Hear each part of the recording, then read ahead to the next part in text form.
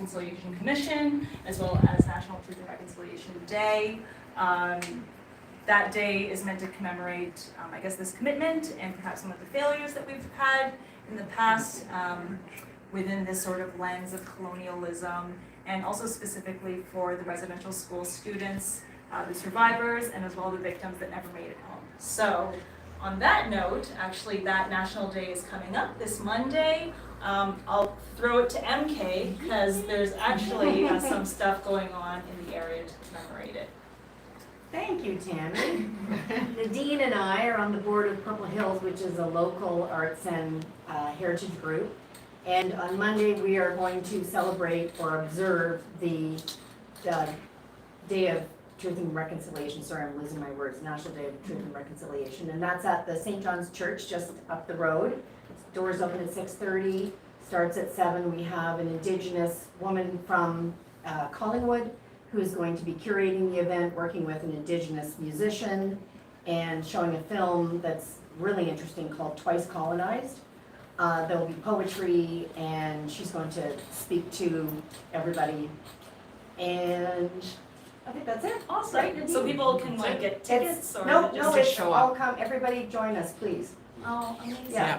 At what time? Monday at 7. At 7. Come a little early. Yeah. Good to see you. Thank you so much. So now to head to the main event. Daniel's here. I'll give a short little bio, but you know, I think that's what most of the conversation is going to be. It's just getting to know Daniel and his work. But very quickly, Daniel Maluta is a self-taught Toronto-based artist, originally from South Africa. I've known Daniel for, I guess, like a couple years now. And I've seen kind of his work evolve and grow over the last couple of years. And I spotted this image of the black cowboy, I think maybe on your Instagram or something. And immediately I was like, oh, this is so interesting and so different from what I've seen you do in the past. And I kind of was thinking of ways to showcase it. And it seemed like this setting up here in the beautiful countryside of Clearview, where there is maybe a history of cowboys. I'm not too sure. There are definitely like cows around, farmers, And boys. Yeah. But yeah, I thought it was kind of a great place, and of course with Chinchon, it kind of like the aesthetic. And of course, I always like your art. So I thought maybe I'll pass it to you. Like maybe if you want to explain a little bit of before we get into how you got into the Black Cowboy. Maybe how did you come to start doing art? Like when did you decide to do that? Were you doing something else before? Yeah, I've been doing art my whole life, basically. My parents are here, they can verify that. I remember being really, really young and seeing my dad drawing on a sticky note. It was like a dog, like drinking out of a bowl, so he drew different poses on each piece of paper and then flipped it. So it like blew my mind. From that moment, I had been like obsessed, drawing, watching a lot of anime, watching Dragon Ball Z, which made me want to get better at drawing, just being really obsessive with it. So it was more like, especially for the cartoons I was watching, it was more so the storylines that I was engaged with. So I said, okay, I like drawing, I like stories, I'm going to make comic books. So I made comic books in like middle school, elementary school, show them to my friends, and they just flip through it, just like trying to get to the end, trying to read the story. And I was like, okay, people aren't really looking at the panels I'm spending all this time drawing. And then in high school, being exposed to other artists, Basquiat, Salvador Dali, people like I'm forgetting his name. He's one of my favorites, Caravaggio. Someone like Caravaggio, I saw, okay, you can tell stories in one-off sort of paintings, illustrations, and people can't really flip through it or like look away quickly. You can capture their attention and tell stories that way. So that's been kind of like how it started, what kind of motivates me to keep making art. Mm-hmm. Yeah.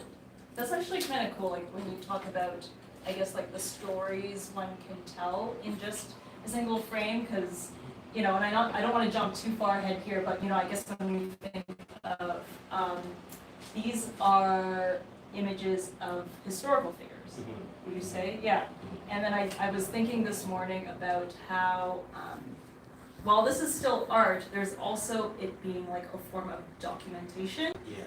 which is different from maybe what you've done before. Because before you're sort of like telling fictional stories, would you say, through your art? Like, what was your art before, for maybe folks who don't know? Yeah, it was more so like, it wasn't ever like with a narrative or like, oh, this is about this historical figure. It was literally just the urge of, oh, this would look cool. What would this look like? Oh, this is gonna be cool. So like sometimes, I would say most of the time, I still have that kind of desire when I'm creating. It's more so like thinking, oh, my 17-year-old self would really like this. Like this would be cool. But more recently, I've been more so thinking of how you can use artwork to highlight things. Artwork with a purpose.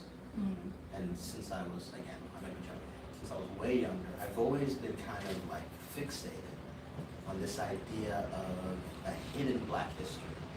Because like you'll hear stories about Black historical figures and you go, wow, that's crazy. And you think it's a one-off, right? And then you keep hearing these stories. And it always make me think there's more to tell, more of our history to discover, more of our history to kind of uncover. So that's kind of what's been driving me more so. That's what drove this series, The Black Cowboy, because each of these, like this one, and that one, these are based on like real people. So I would say that has been the thing kind of motivating my practice at this point. And so, so narrative, storytelling, all that. Yeah. People in the back here, can you hear okay with the fans? Yeah? Yeah. Oh, yeah, great. I was going to say, actually, sorry, I'm just doing double duty here. It's okay. There you are. Cheers. Yeah, I think that's what was really interesting when you talk about, like, hidden histories. And I think I've been like reflecting on that a little bit because we kind of know what we know about history based on what has been recorded or who was recording it or who was telling the story, who was reporting on it, and who thinks it's important, right? Yeah. I mean, what was kind of, maybe now's a good time to sort of give a background about who are the Black Cowboys? Like Yes. why have we never heard of that before? Yes. Yeah. So kind of like what Tammy was mentioning earlier, there's like a research aspect. So because these first three, these three are real people, I printed out some of the things that I found out about them because I didn't want to tell their stories the wrong way. Because I felt like I was thinking a lot before today about like the ethics of research, like. What does that mean to tell the story of actual historical people? You kind of want to like do them justice. You want to tell their stories as we best understand them. I didn't want to like blend things together or whatever. So I'll just start with like kind of like the thesis of the entire collection, The Black Cowboy. So the idea basically,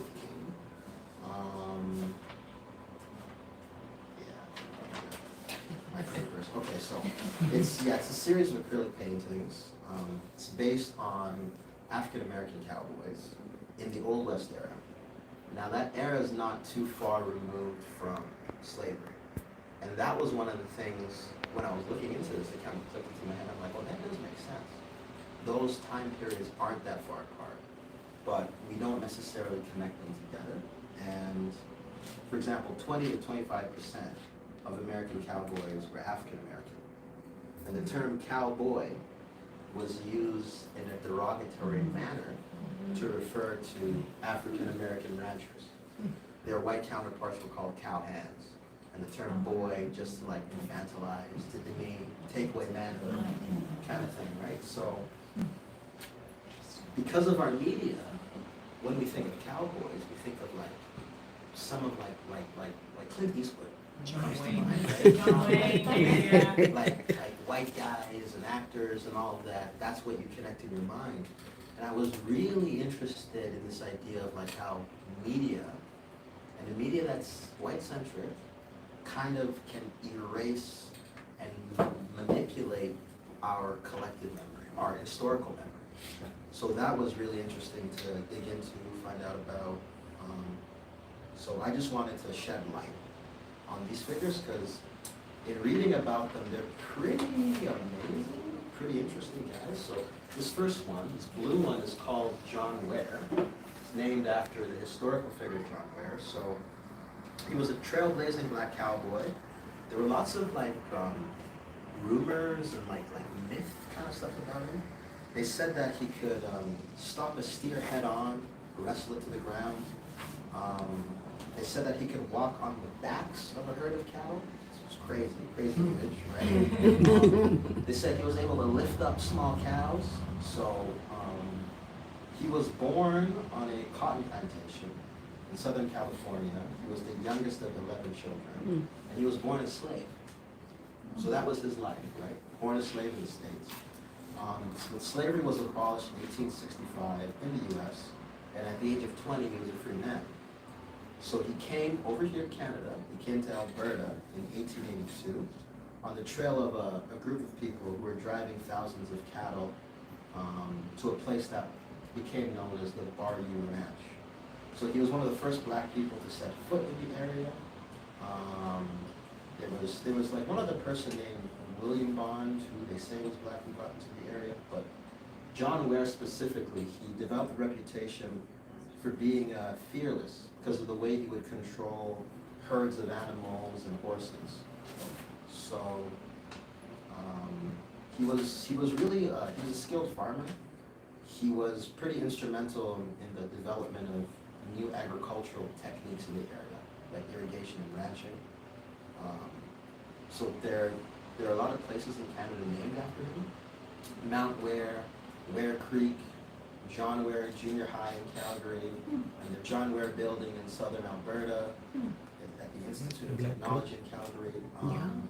He was recognized as a person of historical significance, and in 2012, Canada Post made a stamp to commemorate him, recognize his legacy as one of the first black cowboys in Canada and a trailblazing horseman and rancher. Now, this is just one figure from Canada that in doing this I had found out about. Like I had no idea.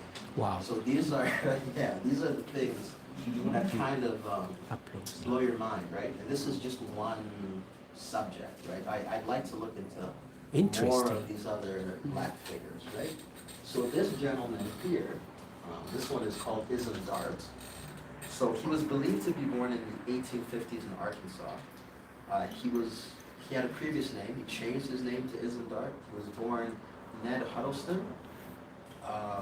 After being freed from slavery in Arkansas, he moved out west, then changed his name. He was known to be a rancher, a cattle rustler, and a gunslinger. So a cattle rustler, for those who don't know, that means he was like stealing cattle. So he was kind of like, not the most moral figure, but he looks like a thief. Yeah, right.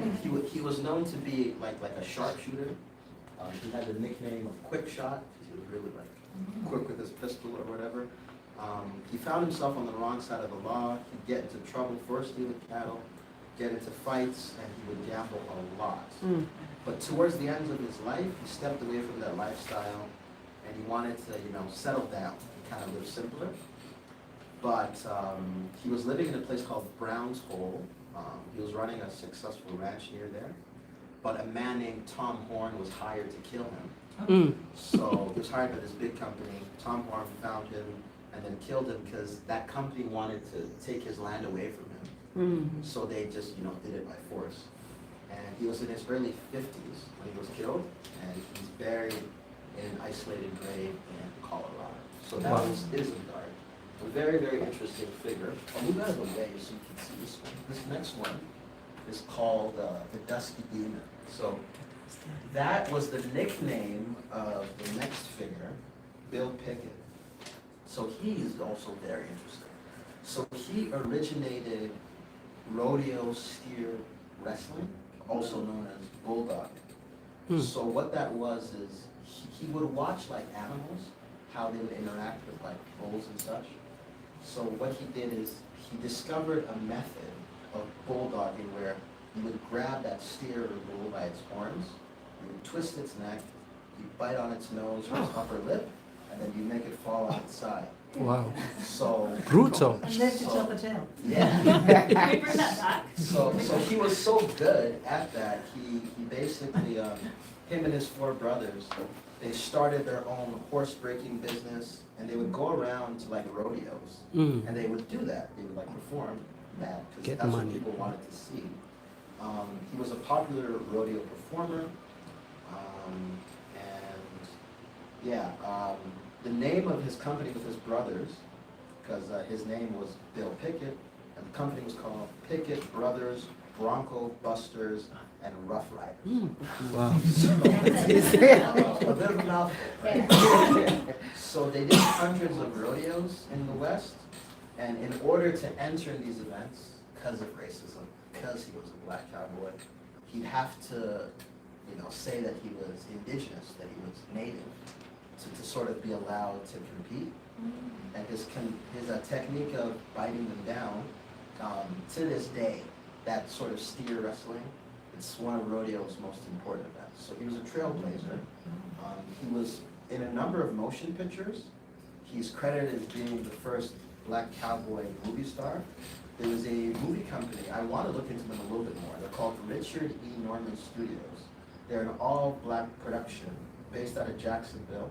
They featured Bill Pickett in a movie in 1921 called The Crimson Skull, another movie called The Bulldogger in 1922, both filmed in Oklahoma. So Bill died in 1932 from head injuries that were inflicted by a rogue horse on his 101 ranch. So he's buried on a ranch near the White Eagle Monument. So that's the 3 historical figures. This painting isn't based on a historical figure, because this was the first one I did in the collection. So I hadn't done any research. I was just fixated on this idea of like black cowboys, because I had found out that figure of like 20 to 25%. That was all I knew at the time before I looked into all of these others. And then I did this, and then in reading more, I kind of was inspired to do the rest. Yeah. That's it about the set.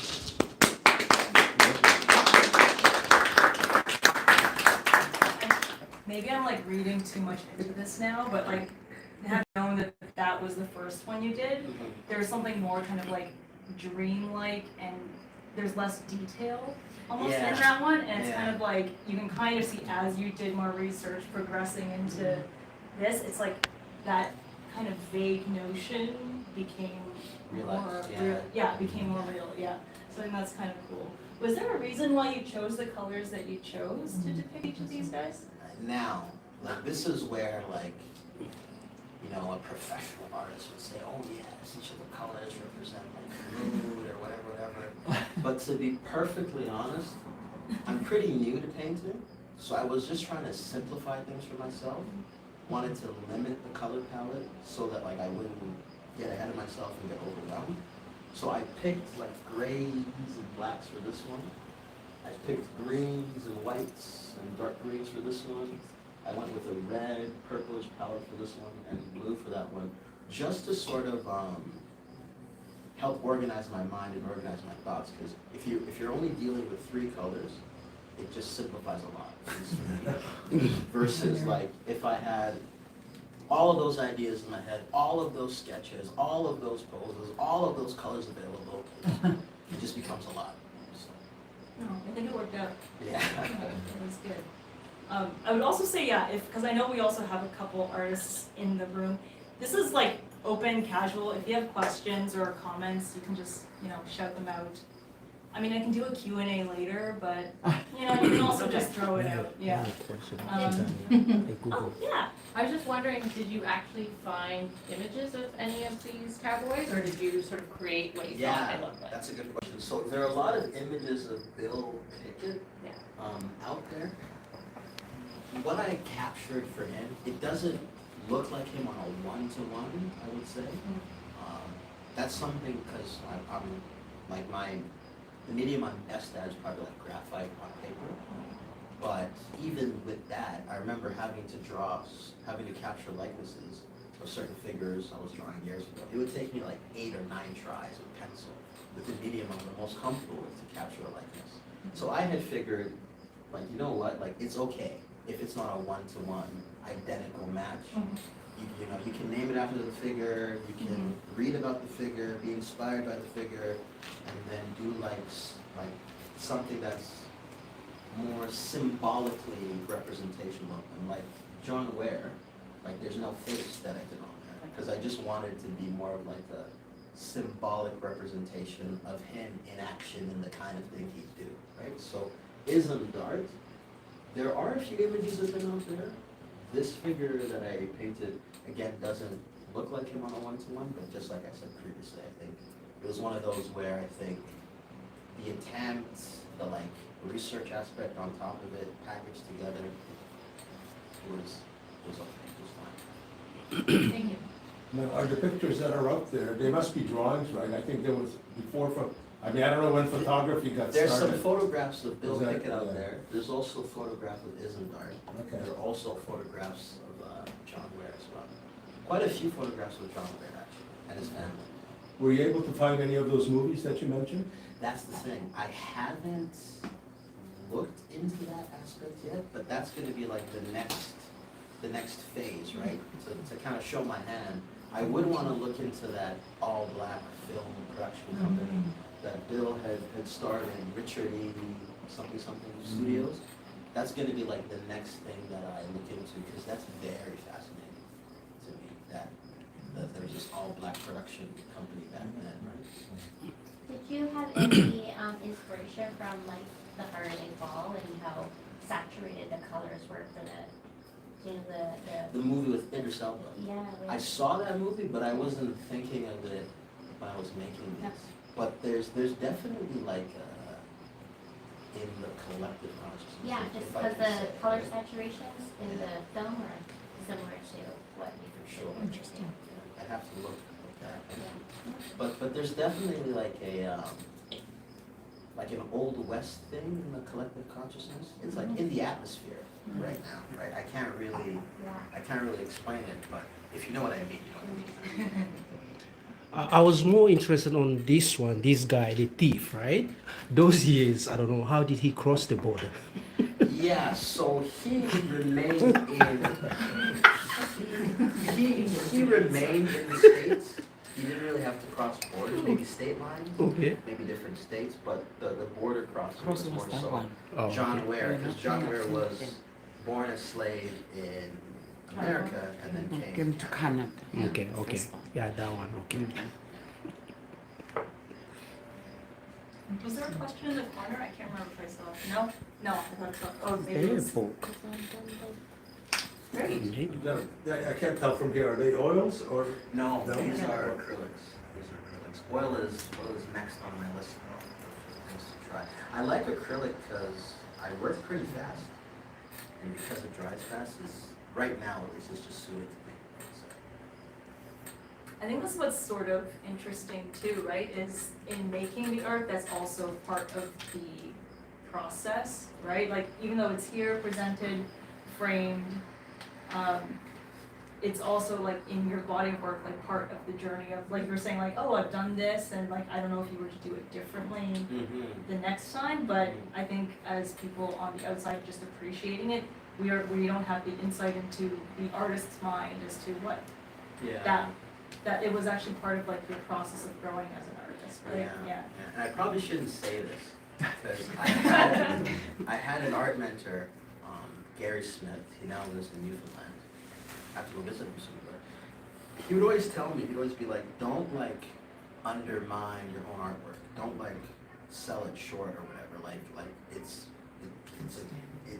good, it's valuable, treat it as is, but these first started as practice. I wanted to get better at painting with acrylic. That was it. Like when Tammy had messaged me about the show and all that, I had no idea. That wasn't on my mind. I was just so zeroed in on getting more comfortable with acrylic, looking into these figures, kind of like developing my practice in that sense. So I would say I was pleasantly surprised by the sales, by the show, and by the reaction. I'd say people responded pretty strongly to these pieces once I started putting them out there.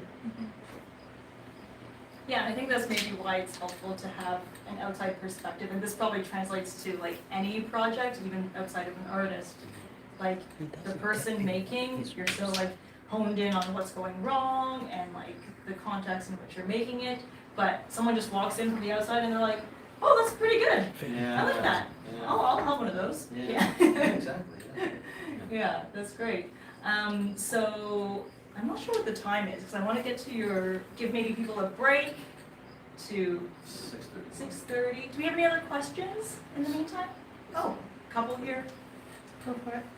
After you, Nancy. Well, mine's sort of off the wall, but in your research, and this cowboy that did the steer fighting wrestling thing, have you ever been to a rodeo, or you said it's still a big event to go to see the rodeo? Yeah, I haven't been, but like now after doing these and being so like embedded and thinking about all this Old West stuff, to the point when like whenever I sit down to sketch now, it's cowboys.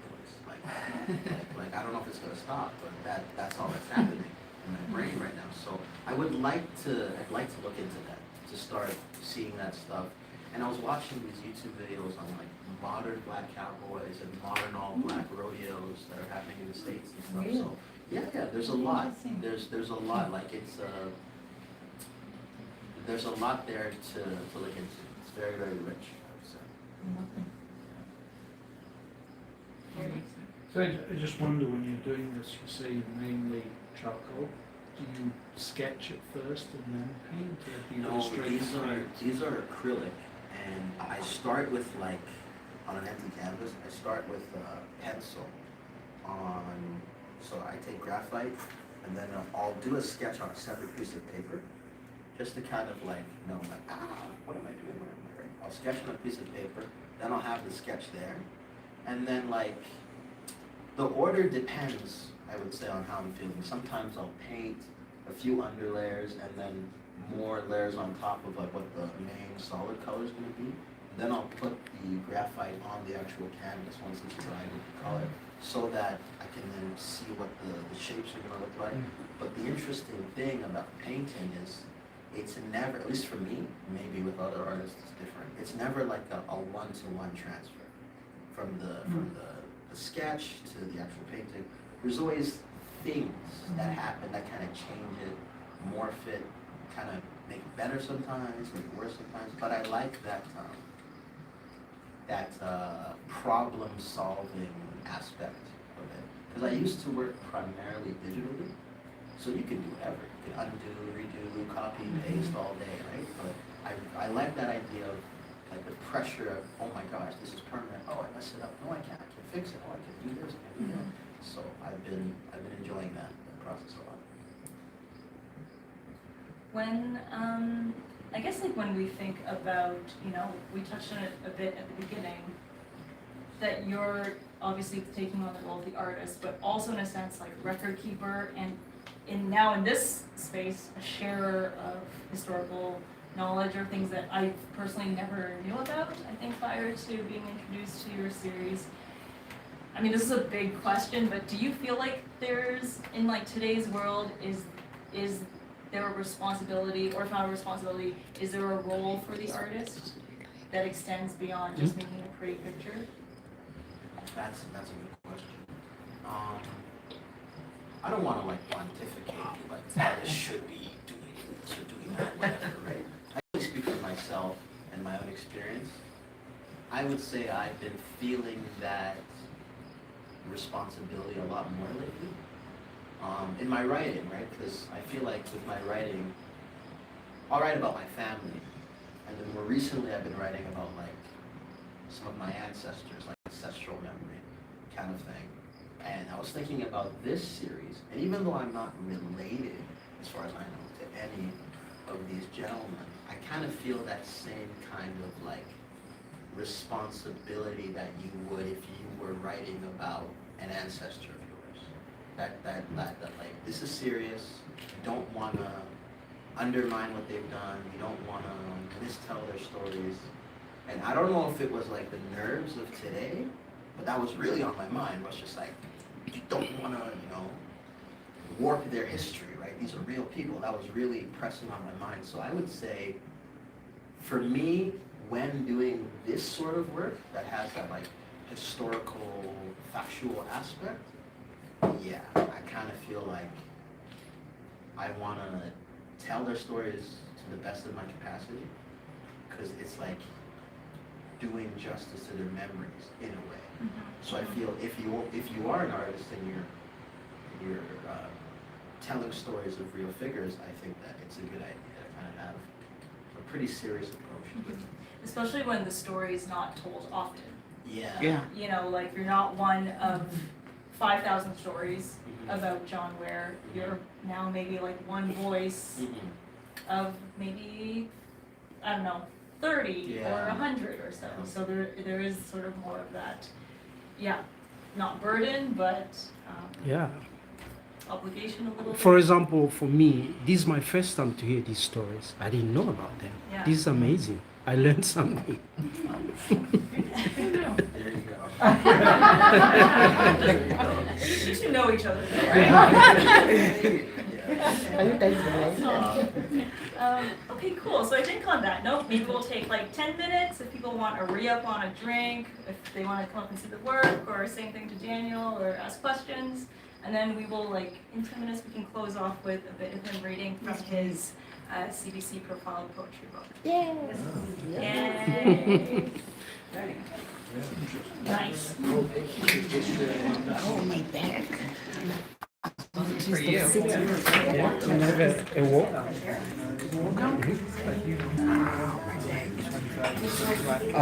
Sorry guys, maybe I was supposed to ask you first, but you are... Our image is worth 1,000. Yes, you are. Right now you are live. Maybe any comments so far? That's been really interesting. A whole bunch of stuff I never knew. I didn't know there were 25% black couples. Amazing. I don't think I've seen one in a movie. Very likable guy, Also, He could be a cowboy. Thank you. versus cowboy. I know.